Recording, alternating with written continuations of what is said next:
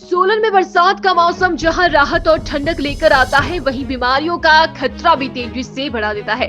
नमी, आर्द्रता और पानी के जमाव के चलते इन दिनों जल जनित, मच्छर जनित और फंगल संक्रमण जैसी बीमारियां तेजी से फैल रही है।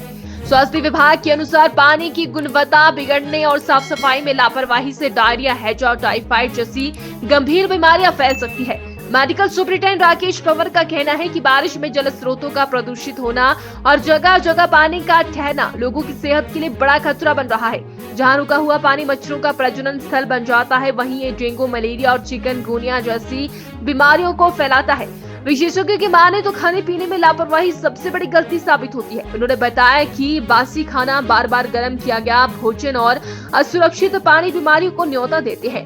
उन्होंने ये भी बताया कि फंगल संक्रमण का खतरा भी इस मौसम में चरम पर रहता है। गीले कपड़े, रजाई, गद्दे और नम दीवारें फंगस को तेजी से जन्म देती है। ये संक्रमण त्वचा से लेकर फेफड़ों तक को प्रभावित कर सकता है। आजकल जो है जल जनित रोगों का जो है प्रकोप बरसात में रहता है।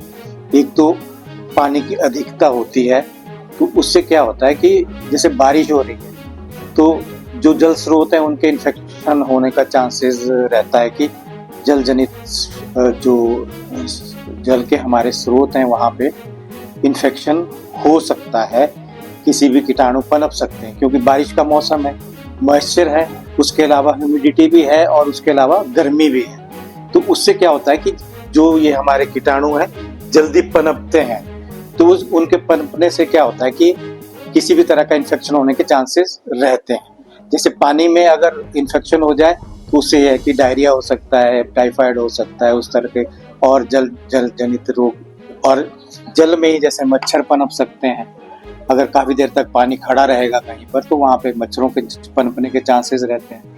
तो इस तरह के रोग होने के चांसेस रहते हैं। और जैसे रहा खान पान में, हमें वैसे तो हमेशा ही जो है साफ सुथरा और प्रिपेयर किया खाना खाना चाहिए। बासी खाने को बार बार गर्म करके नहीं कि आपने के कपड़ों के मामले में कि मॉइस्चर रह जाता है। और आजकल जैसे बरसात के मौसम में क्या होता है कि धूप तो लगती नहीं है, तो वो जो कपड़े हमारे गीले रह जाते हैं, उससे हमें चाहिए कि हम उनको उल्टी तरफ से प्रेस से सुखा लें पहनने से पहले, ताकि उसमें किसी तरह की फंगस ग्रो ना हो सके।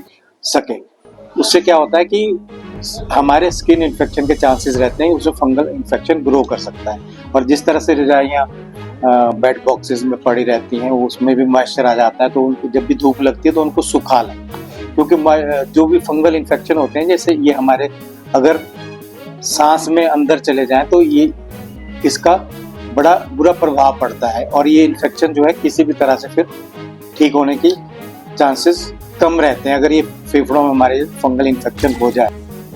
आवश्यक जानकारी और लेटेस्ट अपडेट्स के लिए चैनल को फॉलो करें।